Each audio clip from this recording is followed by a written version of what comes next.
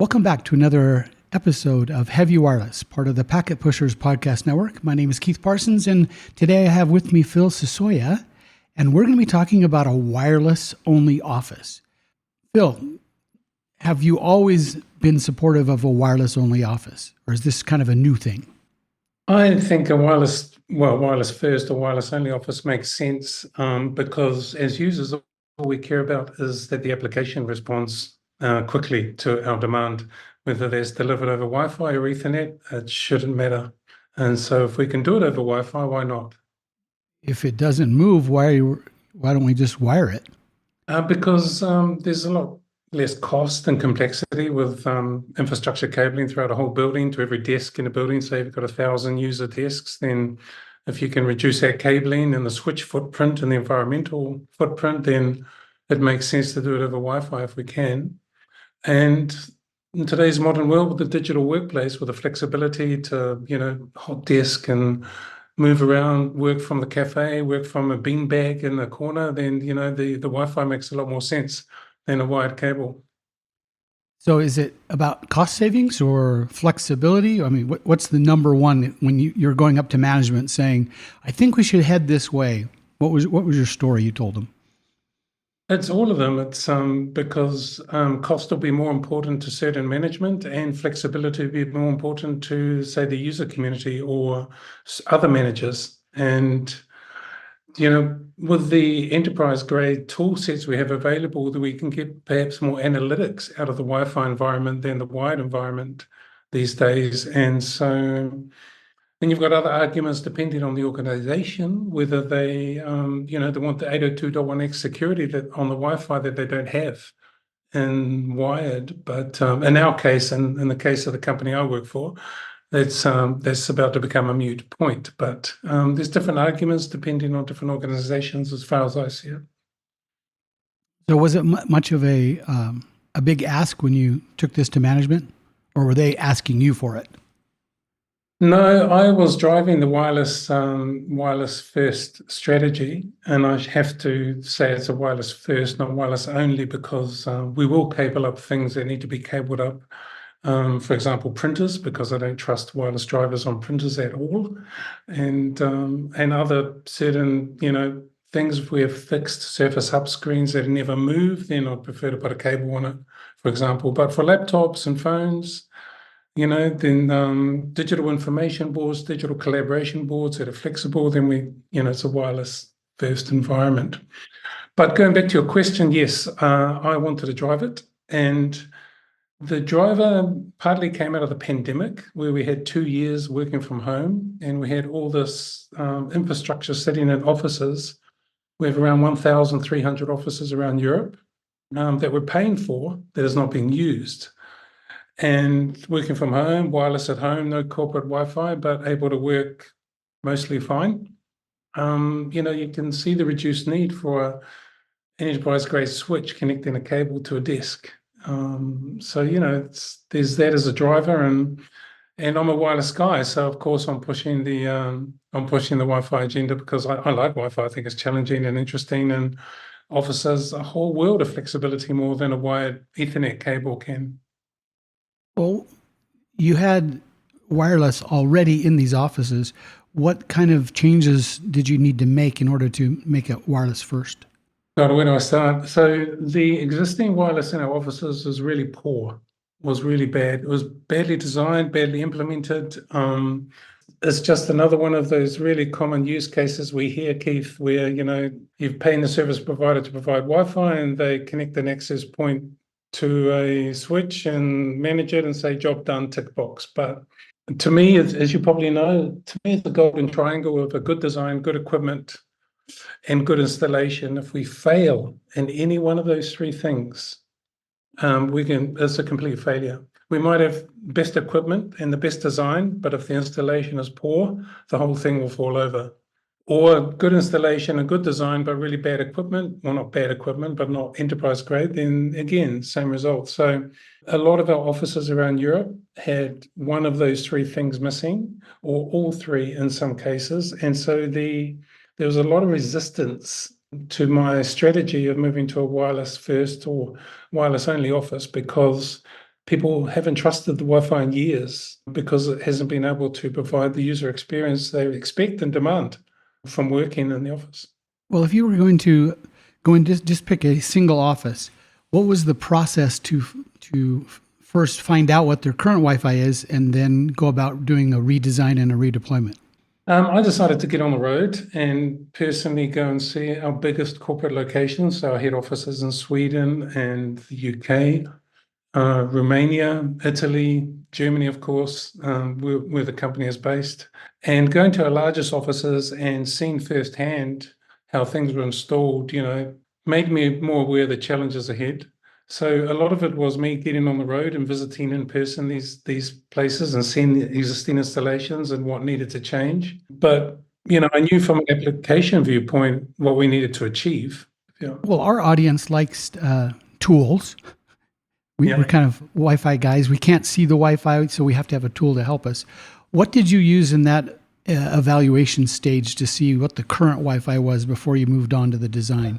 Unlike probably most wireless engineers, I don't use site survey software. I haven't used site survey software in about 12 years, maybe 15 years.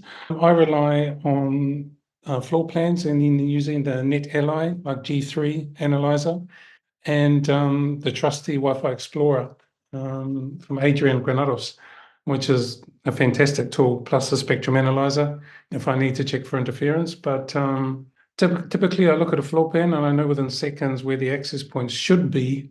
And so when I go to a site, I'm expecting to find them there. And if they're not there, I'm asking questions why they're not there. Because if this is where most of the people work from, why is there not an access point covering that area? And or it's badly installed, or it's hidden behind a cupboard, or it's in the hallway and on the wrong side of a ceiling. So it's just a physical inspection, that things are wrong when you look at it, and then using the tools to verify coverage, signal strength, incorrectly configured SSIDs. I have a design criteria, 20 megahertz channels on 2.4 and 5 gigahertz, and minimum data rates of 8 or 24 megabits per second, and these sort of things. So when I see badly configured infrastructure like 1 megabit and 2 megabit per second, then I know that's wrong. And all the things that us wireless engineers know are wrong, the fundamentals, I should say, we just go about changing them little by little. You mentioned you have a lot of offices. Are these all centrally managed, or each office have their own controllers and own configs? That's a good question. So we are centrally architected as I'm the head wireless architect or the only wireless architect. So I decide what happens with the Well, neon. you are the head then, yeah. Yeah, but we outsource to various suppliers, different regions in Europe. And in some regions, we have assets, we have companies we own who have their own internal IT. And sometimes we acquire new companies and they come with their own infrastructure that's not part of our global standard. And we make a decision whether, we want to spend the money and upgrade them now, or we let them continue. So we've got this continual mix of old and new equipment around Europe. It's quite a dynamic environment. And as long as the supplier sticks to what I dictate around the configuration, then, some regions have Cisco, but our global standard is Extreme, and a lot of the regions have Extreme, but we have some regions still using Aruba. It's quite a mix, but we're trying to centralize on the one standard, but it's harder than it's harder than it is to say. Yeah. Especially when that's really a budget question, and if what's currently there is working. Correct. Absolutely correct. Yeah. Have you found any pressure from your customers, the end users, to move to Wi-Fi 6, Wi-Fi 6E, Wi-Fi 7? I was the one waving the flag for Wi-Fi 6E. I desperately wanted to move to it because, as you know, Wi-Fi performance doesn't come from data rates; it comes from empty spectrum, available spectrum. And 6 gigahertz gave us this brand new spectrum for us to use, and where I wanted to park a lot of our users. So I was the one driving Wi-Fi 6E adoption, and we rolled it out pretty quickly around Europe, and then we came across the wonderful problem of chipsets and laptops not being great with their drivers and that sort of thing. But They're challenges that we all have to deal with and we overcome. But yeah, we have a huge deployment of 6E access points. Wi-Fi 7 is out now, and there's no real benefit for us because the real benefit for us is the 6 gigahertz spectrum, which we've already got with 6E. And Wi-Fi 7, I guess the only advantage to us is having the latest chipsets and the latest access points that have maybe more functionality with Wi-Fi 7, but the standard itself doesn't give us anything extra. And for us, for Eon anyway, I'm talking about. Maybe for other people listening to this podcast, it does, but for us, there's no real benefit. Good. If you were going to design a brand new greenfield, what would be your set of requirements you'd be looking to design to? Bring your greenfield, which is great. Don't we all want that? That's why I gave you a really wonderful question, because we would love to have all our work that way. Always, yeah. So greenfield for me, I mean, as a wireless architect, I have to follow what the building architect does, for the new office, and so I have to follow what they do, and if they've got, stuff hanging from the ceiling that I need to avoid, or it's basically it's not a very good answer, I don't think, Keith. I'm sorry, I'm going to give you a bad answer, but my answer is that to have as soon as possible the architect's plans for a new office, so I can start planning where to put access points early on, and start having those conversations with the building owner, saying this is going to be a wireless first office. I do not want cables run everywhere. We don't need them to every desk. So it's more about coming in early and being prepared. It's not a very good answer, is it? Well, no, that was an appropriate answer. The piece I was looking for is in the wireless design. What are you designing to? You'd mentioned 20 megahertz channels in 2, 4, and 5. What about 6? What about RSSI that you're looking to have? Primary, secondary coverage, co-channel interference, those kind of things. Yeah, for sure. 20 megahertz channels in 2.4 and 5. We almost everywhere turn off 2.4 anyway by default. I don't allow it. I only turn it on in, say, some big conference rooms and the canteen areas. But it's about the only places we turn 2.4 on. But 5 gigahertz, 20 megahertz channels, 6 gigahertz, 40 megahertz channels. In Europe, we only got about half the 6 gigahertz spectrum you have in the US.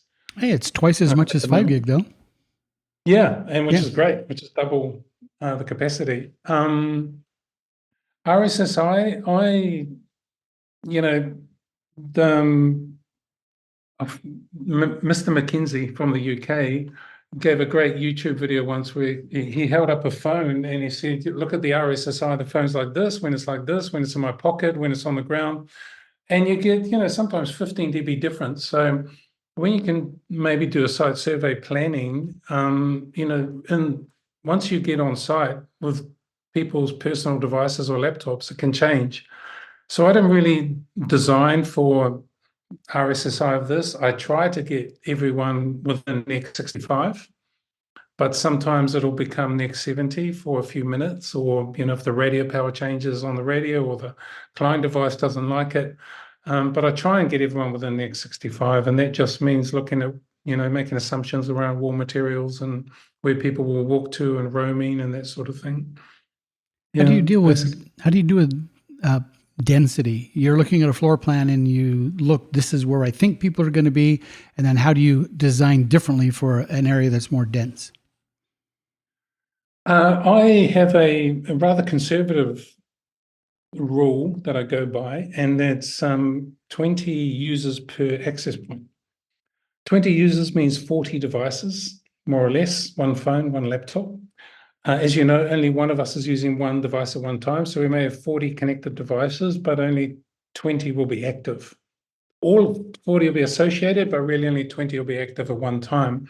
And the reason for this thinking is that I want to guarantee our Microsoft Teams calls, and we might have 8 or 9 concurrent Teams calls during those 20 users. And this is what I want to absolutely guarantee, because for us, Microsoft Teams is our most critical application. We have on the Extreme AP4000, which we use extensively, I've tested up to 38 clients simultaneously connected, video, audio, and no drops. So I know where I can go to. And sometimes we have 45 clients connected for a couple of hours, and that's okay. But 20 is what I go for. And I know it's a conservative value, but the reason behind that is to guarantee Teams calls, like really guarantee them, are going to occur without any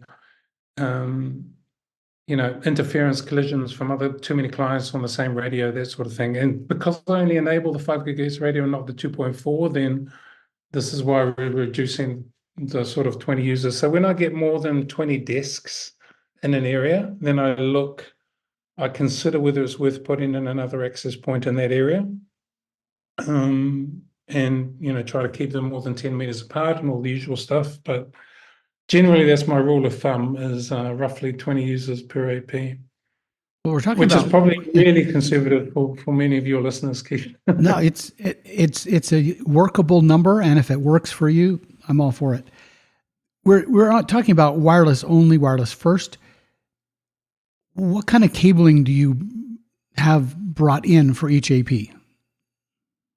Well, Cat 6A, Cat 7, ideally. And because 100% of my work is basically corporate offices, well, maybe 95%. A few weeks ago, I was in the Czech Republic walking around some big dams. We're having to put, cabling down 40 meters through a dam. So yeah, it does change, but in general, they've already run cabling to the ceiling, and we're just running little patch cables to the access point positions in the ceiling. So pretty simple stuff. But Cat 6A or Cat 7. Do you bring one, two? How do you future proof that newer APs need either more power or faster throughput? No, I never believe we need more power. We use the Extreme AP 4000, which is a 2 radio AP. It doesn't draw that much power. In fact, it's really good. In the 8 hours overnight, it's only drawing about 4 watts, we're an energy company. We keep an eye on energy consumption. So it's really low power. And we never go up much beyond 7 or 8 watts on those 3 radio access points. 2x2 radio chains. And yeah, the power draw is really good. So we don't need extra PoE power draw for them. And for redundancy, we don't have access points that fail from the Ethernet port. It's really a thing I don't even think about. Well, let's move on to the security portion of how do you deal with security on these? How many SSIDs? What kind of security systems are you running? .1x, PSK, OWE? A few questions in there. So, like many organizations, we run a corporate Wi-Fi and a guest Wi-Fi.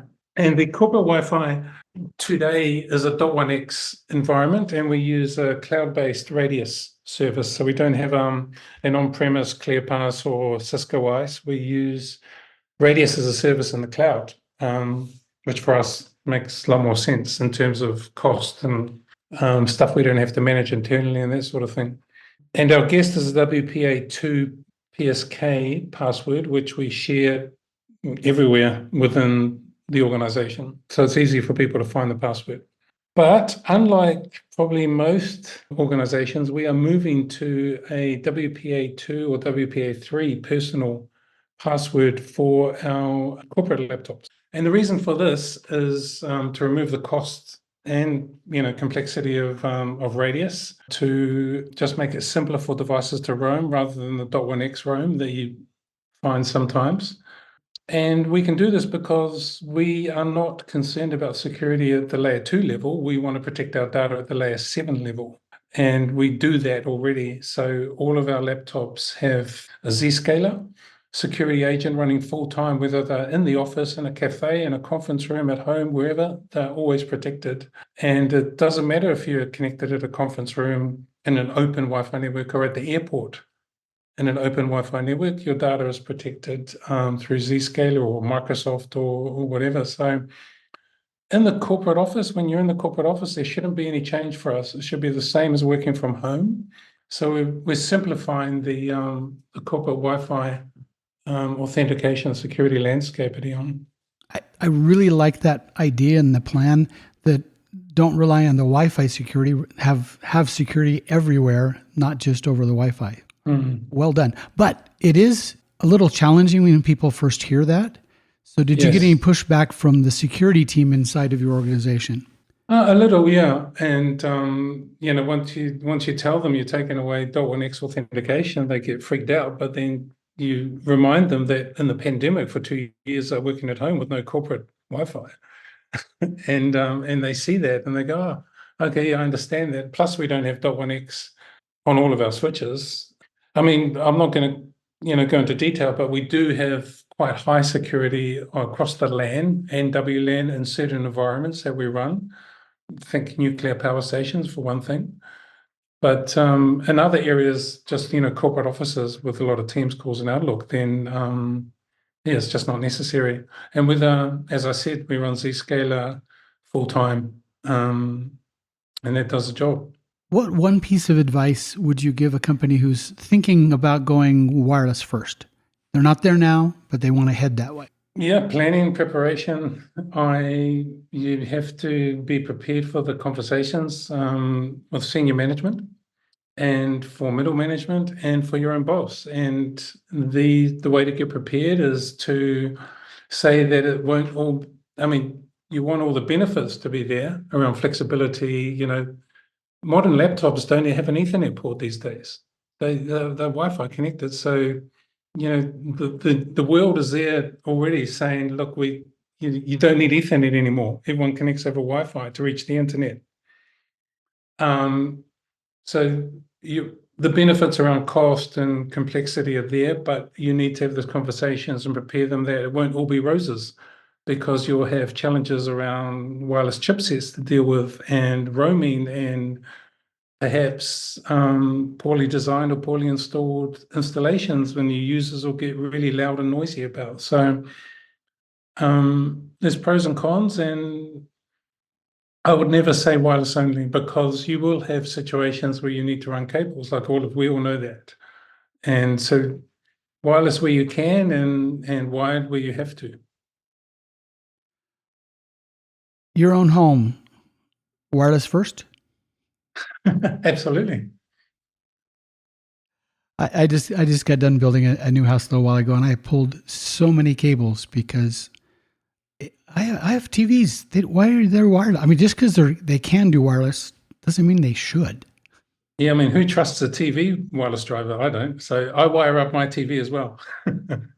So it's wireless first, but still use your brain when you're thinking about some things. Exactly. Well, Phil, if someone wanted to find you on the interwebs, how could they track you down? I'm on LinkedIn. You can just find me on LinkedIn under my name. I'm there. Well, we'll put links to your LinkedIn in the show notes. Thank you for your time today. You've been listening to another episode of Heavy Wireless, part of the Packet Pushers Podcast Network. If you have any other suggestions or ideas for future episodes, please feel free to leave a comment.